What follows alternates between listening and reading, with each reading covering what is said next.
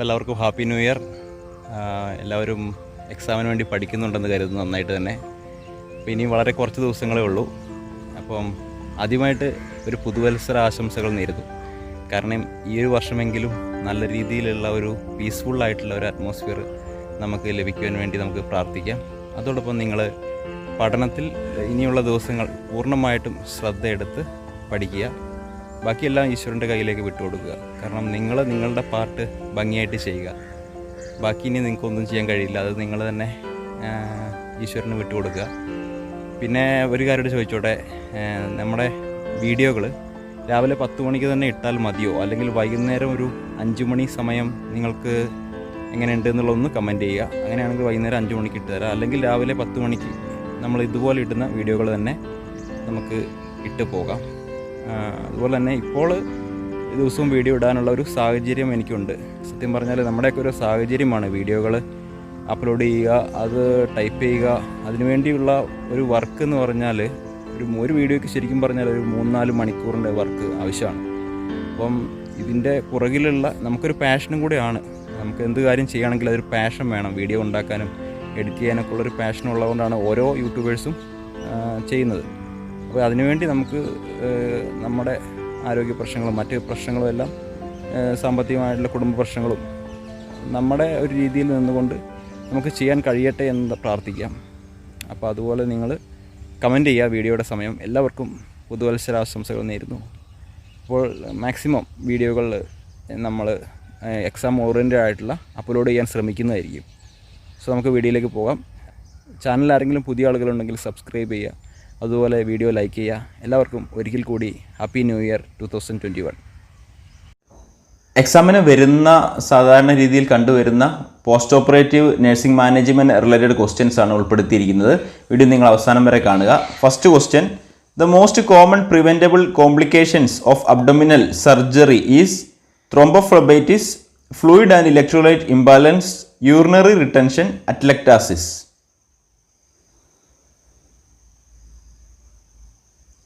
Correct answer is atelectasis. Atelectasis is a most common preventable complications after surgery. സാധാരണ post ഓപ്പ് surgery യൂണിറ്റിൽ recovery റൂമിൽ ഉണ്ടാകുന്ന most common complication ആണ് respiratory distress മൂലം ഉണ്ടാകുന്ന അറ്റലക്ടാസിസ്.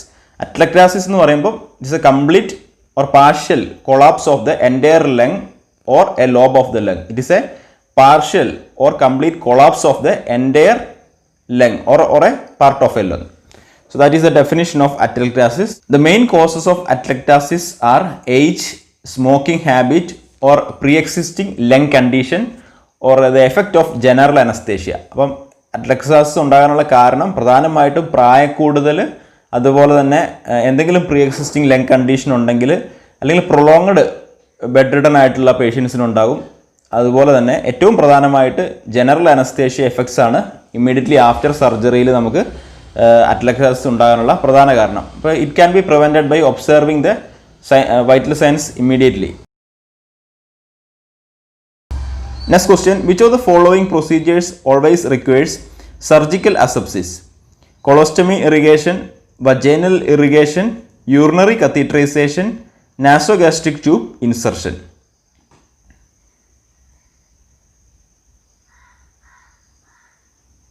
Correct answer is urinary catheterization. But urinary catheterization always requires surgical asepsis because it is an indwelling catheter. We are inserting an indwelling catheter. It should be in the place for 2 to 12 weeks. കുറേ നാളുകൾ, കുറേ ആഴ്ചകൾ ആ ഒരു catheter അവിടെ ഇരിക്കണം. അതുപോലെ തന്നെ it can be inserted into the urethra to the bladder. Urethra വഴി ബ്ലാഡറിലേക്ക് ഇൻസർട്ട് ചെയ്യുന്ന, നമ്മൾ ഇൻറ്റേർണൽ ഓർഗൻസിലേക്ക് ഇൻസർട്ട് ചെയ്യുന്ന ഒരു ട്യൂബാണ്. So we should use asepsis method to insert catheter. നമ്മൾ ഈ ഒരു ട്യൂബ് നമ്മൾ ഇൻസർട്ട് ചെയ്യുമ്പോൾ നമ്മൾ യൂറത്ര വഴി ബ്ലാഡറിലേക്കാണ് ഇൻസർട്ട് ചെയ്യുന്നത്. നമ്മളത് വളരെ കെയർഫുള്ളായിട്ട് തന്നെ ലോങ് ടൈം യൂസ് അവിടെ സ്റ്റേ ചെയ്യേണ്ട കത്തീറ്ററാണ്. അതുകൊണ്ട് നമ്മൾ സർജിക്കൽ അസെപ്സിസ് വഴി വളരെ സ്റ്റെറൈലായിട്ടുള്ള ടെക്നിക്കിലൂടെയാണ് നമ്മൾ യൂറിനറി കത്തീറ്റർ ഇൻസർട്ട് ചെയ്യേണ്ടത്. Next question: which of the parameter indicates infection in A post operative patient?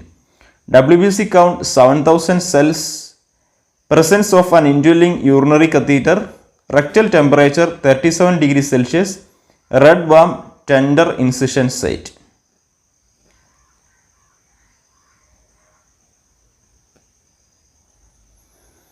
Correct answer is red warm tender incision site. അപ്പം പോസ്റ്റ് ഓപ്പറേറ്റീവ് പേഷ്യൻറ്റിന് ഇൻഫെക്ഷൻ ഉണ്ടാകുമോ? If there is infection, he or she should be high fever, temperature elevated, and red warm incision site will be there. So wound healing will be delayed. So there will be severe fever and red warm tender incision site if there is infection is suspected. Infection suspect ചെയ്യുകയാണെങ്കിൽ എന്തായാലും തന്നെ red അതുപോലെ warm site ആയിരിക്കും, high fever ഉണ്ടാവും, അതുപോലെ temperature tachycardia ഒക്കെ വരാനുള്ള chance ഉണ്ട്, ഹാർട്ട് റേറ്റ് കൂടുക, പൾസ് റേറ്റ് കൂടാനൊക്കെ ഉള്ള ചാൻസ് ഉണ്ട്. WBC കൗണ്ട് 7000 നോർമലാണ്, 11,000 മുകളിലുണ്ടെങ്കിൽ you can suspect infection. Presence of indwelling catheter is not a matter.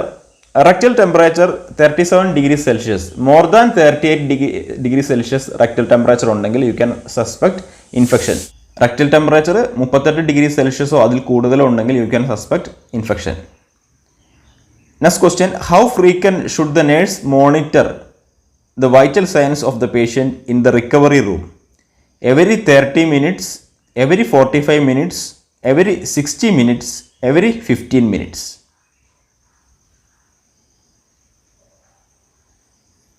Correct answer is every 50 minutes. Recovery room എന്ന് പറയുമ്പോൾ പോസ്റ്റ് ഓപ്പ് യൂണിറ്റ് ആണ്. അപ്പോൾ ഇമ്മീഡിയറ്റ്ലി നമ്മൾ ഒരു ജനറൽ അനസ്തേഷ്യയിലുള്ള പേഷ്യൻറ്റിനെ നമ്മൾ ഡയറക്റ്റ് ആയിട്ട് റിക്കവറി റൂമിലേക്കാണ് കൊണ്ടുപോകുക. Because we should closely monitor the patient vital signs because there is a chance of atelectasis and respiratory problem. Respiratory distress ആണ് നമ്മൾ കോമൺ ആയിട്ട് ഒരു റിക്കവറി റൂമിൽ ഉള്ള പേഷ്യൻറ്റിന് ഉണ്ടാകുന്ന പ്രധാന പ്രശ്നം. Check the vital signs every 15 minutes. Next question, after child return from post anesthesia care unit after surgery, which of the following would the nurse assess first? The IV fluid access site, the child's level of pain, surgical site dressing, functioning of nasogastric tube. So correct answer is surgical site dressing. So immediately after child reach recovery room, you should check the signs of shock or hemorrhage. അതിന് നമ്മൾ ആദ്യമായിട്ട് surgical site dressing ആണ് check ചെയ്യേണ്ടത്. അപ്പോൾ പെട്ടെന്ന് എന്തെങ്കിലും ഹെമറേജോ അല്ലെങ്കിൽ ഷോക്കോ ഉണ്ടാകാനുള്ള സാധ്യത ഉണ്ടെങ്കിൽ ആ ഒരു ബ്ലീഡിങ് നമുക്ക് ഫസ്റ്റ് പ്രിവെൻറ്റ് ചെയ്യണം. For that you have to check the surgical site first. That is the immediate priority. That doesn't means other options are not correct. അപ്പം IV ഫ്ലൂയിഡ് നമ്മൾ ഓൾറെഡി റണ്ണിങ് ആയിരിക്കും. റിക്കവറി റൂമിലേക്ക് വരുന്ന പേഷ്യൻസിന് already IV fluid running ആയിരിക്കും. അതുപോലെ child's level of pain നമുക്ക് child ഒന്ന് അനസ്തേഷ്യയിൽ നിന്ന് വിട്ടു വന്നതിന് ശേഷം you can check with pain scale. And functioning of nasogastric tube especially after surgery ആണെങ്കിൽ you need to take an x-ray correct location of the nasogastric tube അറിയാൻ വേണ്ടി നമുക്ക് എക്സ്റേ എടുക്കേണ്ടി വരും. So surgical site dressing is the first assessment. Next question, K-bind is given for patients with hypernatremia, hyperkalemia, hypokalemia, hypercalcemia. Correct answer is hyperkalemia. K-bind is a powder used to reduce high potassium level, especially chronic kidney disease who are undergoing dialysis.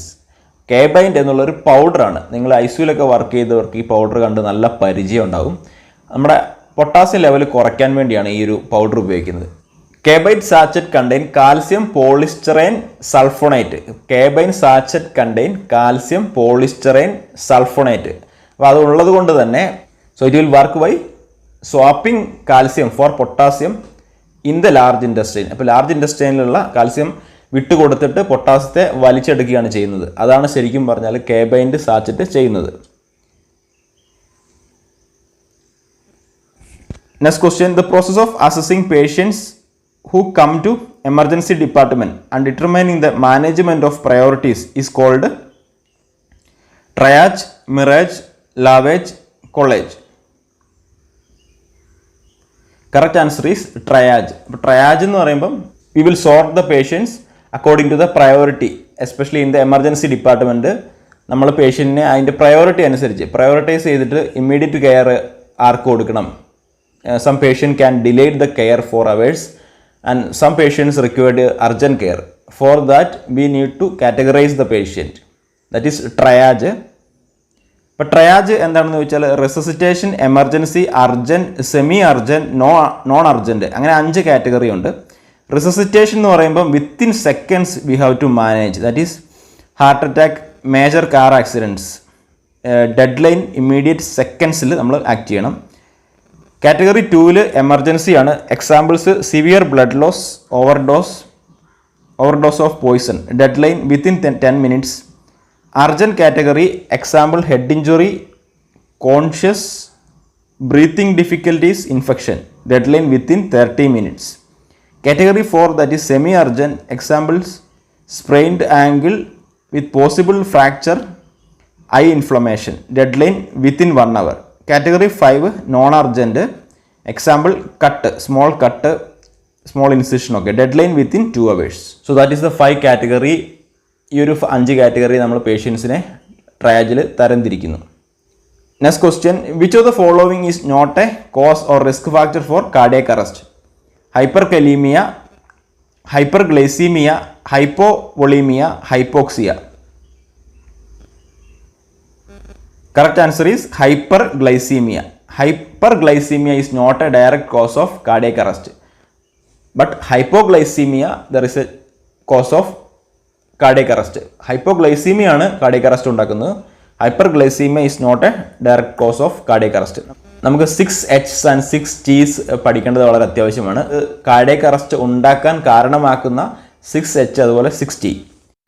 6 H hypovolemia, hypoxia, hydrogen ions or acidosis, hypoglycemia, hypo or hyperkalemia and hypothermia. These are the 6 H causing cardiac arrest. And 6 T's are tension pneumothorax, tamponite, toxins, thrombosis, pulmonary, thrombosis, coronary, trauma. These are the 6 T's causing cardiac arrest.